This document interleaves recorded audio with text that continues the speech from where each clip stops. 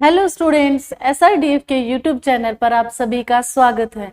तो जैसे हमने कल किया था रेशो और प्रपोर्शन का फर्स्ट पार्ट, वहां हमने बेसिक चीजों के बारे में सीखा था। आज हम इसका सेकंड पार्ट करने वाले हैं। तो देखिए, कल जो हमने सीखा था वो क्या था कि हम दो रेशो लेते थे, दो या दो से ज्यादा रेशो। कुछ ये अलग अलग रेशो है, लेकिन इनमें क्या है, ये बी कॉमन होता था, है ना, कोई एक वैल्यू कॉमन होती थी तो हम उनको मर्ज करते थे, कंबाइंड रेशो बनाते थे। ये हमने कल चीजें सीखी हैं। और इसी तरीके से अगर ये तीन क्वांटिटीज में है, B ratio C and C ratio D, तो इनको कंबाइन करके हम क्या बना सकते हैं, A ratio B ratio C ratio D. इस तरीके से हमने कल चीजों को सीखा था। चलिए अब इससे आगे बढ़ते हैं। ठीक है, अब हम बात करते हैं कि अगर हमें जो रेशो में चीजें दी है वो फ्रैक्शन में दी हो तो कैसे सोल्व करेंगे। तो देखिए, जैसे आपको मान लीजिए आपको दिया है 1/2 रेशो 1/3। ठीक है, तो इसमें आपसे क्या दिया गया है, ये रेशो फ्रैक्शन में दिया गया है और आपसे पूछा क्या गया है, इसको सिंप्लीफाई कीजिए, मतलब इसको आप बिना फ्रैक्शन का बनाइए। तो आपको ऐसे क्वेश्चन में क्या करना है, देखिए ये 2 है, ये 3 है, ये 2 है और ये 3 है, तो आपको इन दोनों का एलसीएम निकालोगे तो क्या मिलेगा, 6। क्या मिलेगा, 6। आपको फर्स्ट रेशो में और सेकंड रेशो में इस 6 का मल्टीप्लाई कर देना है।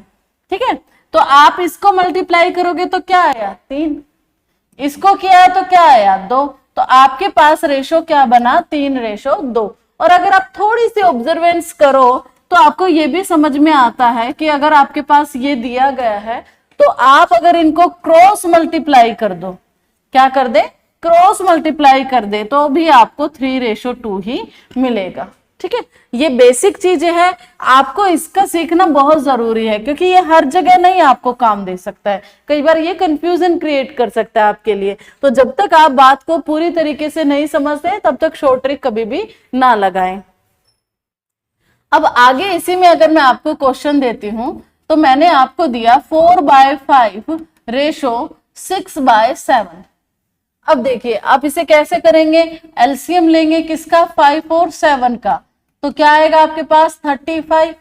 ठीक है, अब इसे सोल्व करना, इसमें भी 35 का मल्टीप्लाई कर दिया है और इसमें भी 35 का मल्टीप्लाई कर दिया। ठीक है, अब इसको अगर कट करोगे तो क्या आया, 28 आया। क्या आया है, 28। और इसे अगर कट किया तो कितना आया, 30।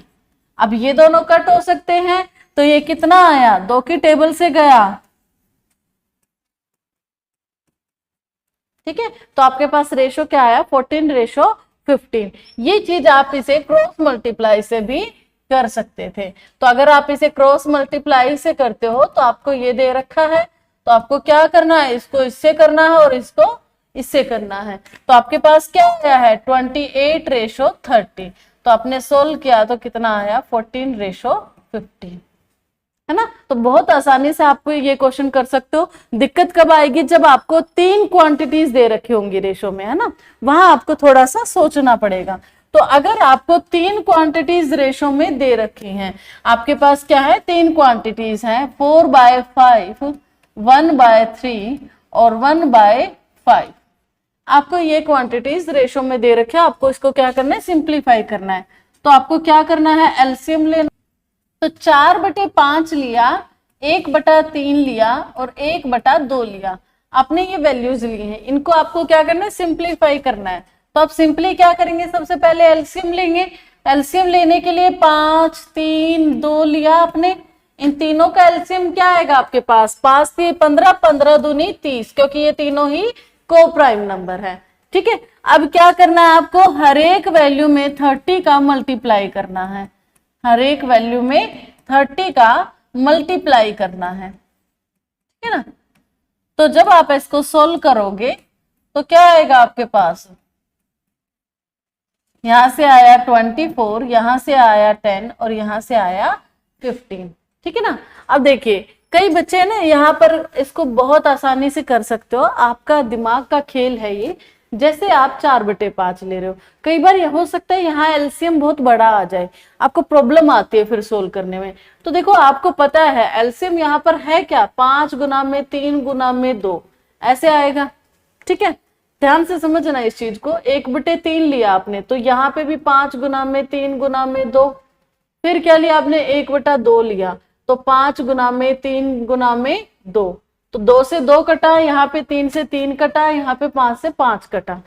तो यहां से मैं आपको क्या ऑब्जर्व करने के लिए बोल रही हूं कि आपको एक्चुअल में अगर आप इस वाली क्वांटिटी को ले रहे होते हो, है ना, इस वाली क्वांटिटी को ले रहे होते हो, तो आपको ये दोनों चीजें मल्टीप्लाई में लेनी होती है। जैसे कि ये बची है आपके पास, है ना। जब आप इस वाली क्वांटिटी को लेते हो तो आपको 5 और 2 मल्टीप्लाई में बचेगा, 5 और 2, ठीक है ना। जब आप इस वाली क्वांटिटी को लेते हो तो आपके पास 5 और 3 बचेगा, 5 और 3, ठीक है। तो आपको इतना सोल्व नहीं करना है, तो आप बड़े ध्यान से ये काम कर सकते हो कि न्यूमरेटर को ऐसे के ऐसे रखेंगे, इसे वैसा ही रखेंगे, और जब आप इसकी वैल्यू निकाल रहे हो ना तो इन दोनों को गुना कर देंगे, ठीक है ना। ऐसे ही नेक्स्ट में आप क्या करना है, न्यूमरेटर को यूं का यूं रखना है। अब ये निकाल रहे हो ना तो ये दोनों आ जाएंगे 5 गुना में 2, ठीक है ना। इसी तरीके से आप ये सेम रखोगे और क्या आ जाएगा 5 गुना में 3, ठीक है। अब देखिए क्या इनमें कुछ ऐसा है जो कॉमन है, कुछ भी कॉमन नहीं है जो कट सके, तो सीधा मल्टीप्लाई करके लिखे 4 तिये 12, 12 दूनी 24, 5 दूनी 10, 5 तिये 15। अगर मान लीजिए ऐसा होता कि यहाँ पे भी 3 आ रहा है, यहाँ भी 3 आ रहा है और यहाँ भी 3 आ रहा है, तो हम मल्टीप्लाई करने से पहले ही उसे कट कर देते, ठीक है ना। तो इस तरीके से आपका क्वेश्चन आसान हो जाएगा। तो ऐसे ही हम नेक्स्ट क्वेश्चन भी देख सकते हैं कि जैसे मैंने आपको क्वेश्चन दिया 2/7, नेक्स्ट दिया 3/4, उससे नेक्स्ट दिया है 5/2, ठीक है। और मैंने आपसे क्या कहा है, इसको सिंप्लीफाई कीजिए। तो पहला मेथड ये कहता है कि डिनोमिनेटर्स के एलसीएम निकाल लीजिए। क्या निकालना है, एलसीएम निकालना है। अब इनका एलसीएम ध्यान से देखो, 4 और 2 एक दूसरे की टेबल में आते हैं, 4 क्या आता है 2 की टेबल में आता है, तो आप बड़े वाले नंबर को लीजिए 4, और 7 क्योंकि इनके साथ को प्राइम है, तो आपके पास जो एलसीएम होगा वो 7 गुना में 4 28 आएगा, ठीक है ना। अब आपको क्या करना है, इसको जो भी एलसीएम निकालना है इन तीनों वैल्यूज में मल्टीप्लाई करना है। तो पहली क्वांटिटी में मल्टीप्लाई किया तो 2/7 गुना में 28, दूसरी में किया 3/4 गुना में 28, तीसरी में किया 5/2 गुना में 28, ठीक है ना। अब इनको कट कर देंगे तो 7 चौक 28, 4 सते 28, 2 एकम 2 चौक 8, ठीक है। यहां से आया 8, यहां से आया 21 और यहां से आया 14 पंजे 70, ठीक है। अब देखिए इसको आप दूसरे तरीके से भी कर सकते हो कि कैसे करेंगे हम। हमें क्या लेना है, इधर ये 2 लेना है, क्या लेना है, ये 2 लेना है, और इधर ये 4 और 2 लेने हैं, दोनों डिनोमिनेटर। इस नंबर के अलावा जो 2 डिनोमिनेटर है आपको वो लेने हैं। तो 4 गुना में 2 बन गया रेशो। अब आप इस वाले के लिए ले रहे हो तो 3 गुना में क्या आएगा, इस वाली क्वांटिटी के अलावा क्या है 7 और 2, तो यहाँ क्या आया 7 गुना में 2। अब ऐसे ही आप यहाँ पे ले रहे हो 5, तो क्या आया 7 गुना में 4, 5 क्यों करा, क्या करा 7 गुना में 4, ठीक है। अब इसमें कुछ आपको कटते हुए दिखाई दे रहा है, देखिए 2 कटा 2 कटा, 2 दूनी 4 कटा, ठीक है ना। अब यहाँ पे 2 4 है, बाकियों में नहीं है, तो ये नहीं कटेंगे। तो आपके पास आया 8 21 और ये क्या आया आपके पास 70, ठीक है ना। तो एक लाइन में ही आपसे बड़ी आसानी से ये क्वेश्चन हो जाएंगे, है ना। तो चलिए अब नेक्स्ट चलते हैं। अब आपने क्या सीख लिया है, आपने फ्रैक्शंस को कैसे सोल्व करना है वो सीख लिया है। अब जो नेक्स्ट टाइप आपके पास आती है वो क्या आती है कि अगर मैं आपको ये दूं कि ए इज इक्वल टू बी है, तो फाइंड ए रेशो बी। देखिए किस तरह से होते हैं ये क्वेश्चन। जैसे मैंने आपको क्वेश्चन दिया, मैंने क्या दिया 2a इक्वल टू 3b, ठीक है। मैंने आपको क्वेश्चन क्या दिया है 2a is equal to 3b, और मैं क्या पूछ रही हूँ आपसे a रेशो b निकालिए। क्या पूछ रहे हैं, a रेशो b निकालिए। तो देखो ऐसे क्वेश्चन आपको कैसे करने हैं, मैं आपको इसका बेसिक कॉन्सेप्ट भी बता रही हूँ और इसकी डायरेक्ट ट्रिक भी बताऊंगी। तो सबसे पहले तो देखो ध्यान से, ए रेशो बी निकालने का मतलब होता है कि आपको ए बटे बी निकालना है। तो अगर मैं इस बी को इधर लेकर आऊं तो ये ए के डिवीजन में आ जाएगा, ठीक है ना। अगर मैं इस 2 को इधर लेकर जाऊं तो क्या होगा, ये 3 के डिवीजन में आ जाएगा। तो आपके पास ए बटा बी क्या आ गया, 3/2। अब आप क्या कर सकते हो, ए रेशो बी को क्या कह सकते हो, 3:2, है ना, ऐसे कर सकते हो आप।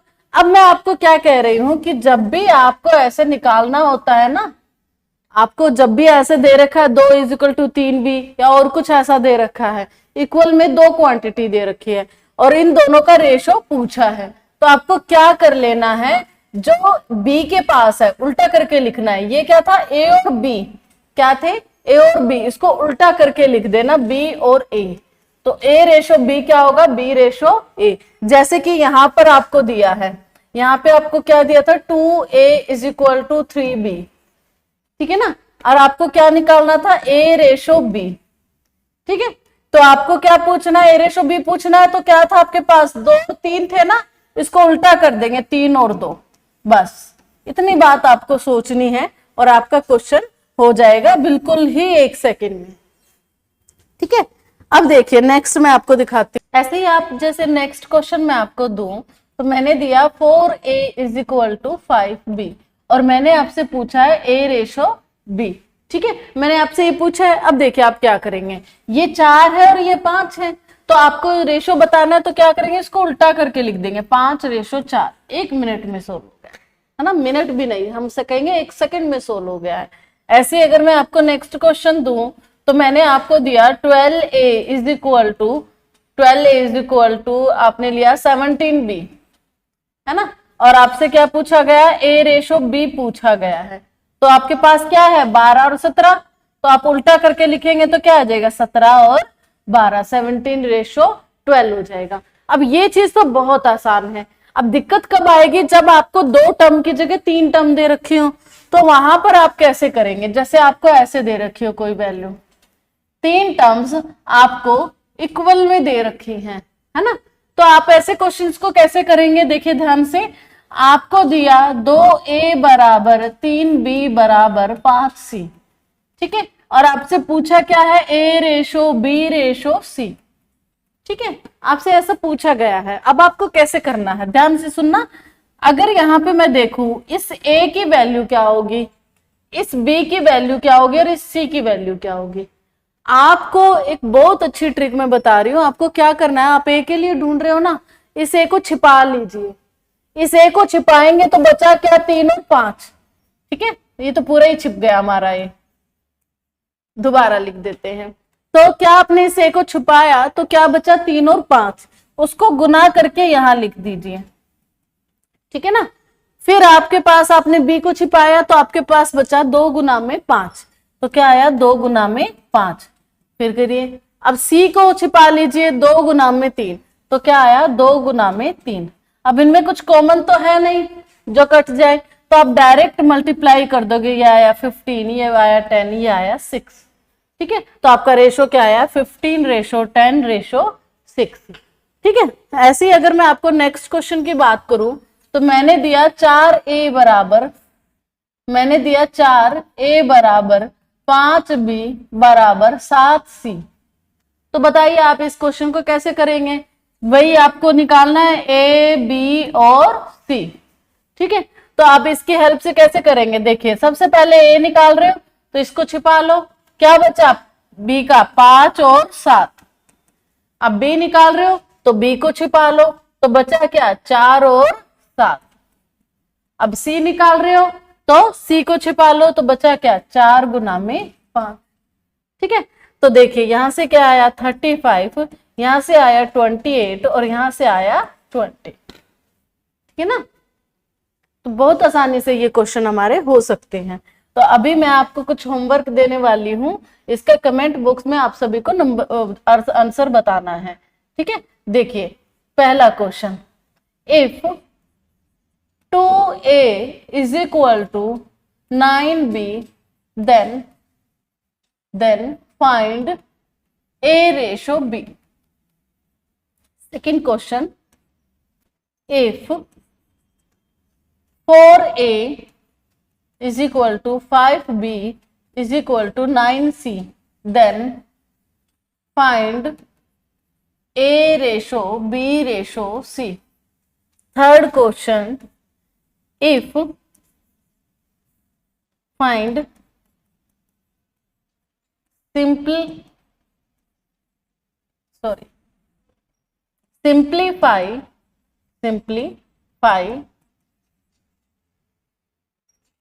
4/5 रेशो 2/3 रेशो 2/5। ठीक है, इन तीनों क्वेश्चन के आंसर आपको कमेंट बॉक्स में बताने हैं। आज हमने जो है रेशो बेसिक का सेकंड पार्ट कर लिया है। लास्ट हमारी क्लास होगी कल, जिसमें हम बेसिक का जो है लास्ट पार्ट कंप्लीट कर देंगे। इस वीडियो को देखने के बाद, इन वीडियोस को देखने के बाद आपका रेशो कॉन्सेप्ट का बेसिक पूरी तरीके से क्लियर हो जाएगा। फिर भी अगर आपको कोई डाउट आया है तो आप हमारे डिस्क्रिप्शन में दिए हुए टेलीग्राम चैनल को सब्सक्राइब कर सकते हैं, वहां आप अपने डाउट भी पूछ सकते हैं। साथ ही ये जो आपको यहाँ पे दिया गया है, जितने भी मैंने आपको टाइप्स कराए हैं, उसके आपको और भी बहुत सारे क्वेश्चन वहां पर मिल जाएंगे। तो हमारे चैनल को सब्सक्राइब करें और लाइक करें।